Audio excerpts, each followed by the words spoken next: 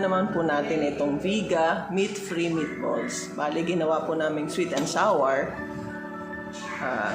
Yan po, nakikita nyo ngayon yung picture ng sweet and sour na Viga meatballs. Ayan po, titikman natin. Ito po yung meatball. Ganyan po itsura niya.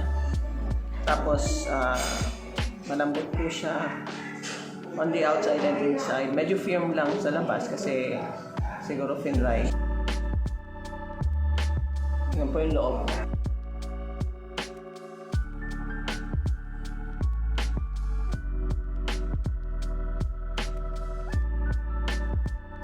Rubbery siya, parang katulad ng mga gluten.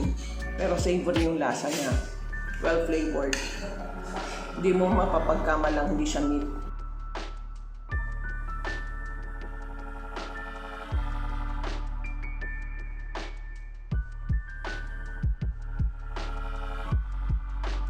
With the sauce and the rice, masarap siyang combination.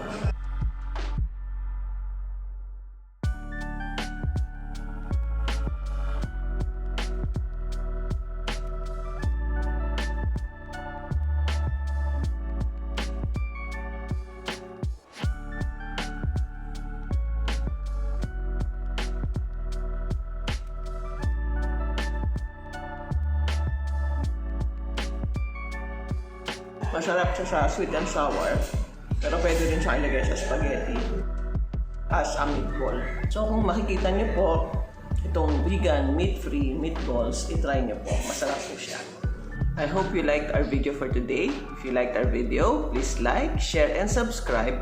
And don't forget to hit that notification bell so that you will be updated whenever I will have a new upload. So until my next video, this has been Lorraine reminding you that God loves you. Bye-bye!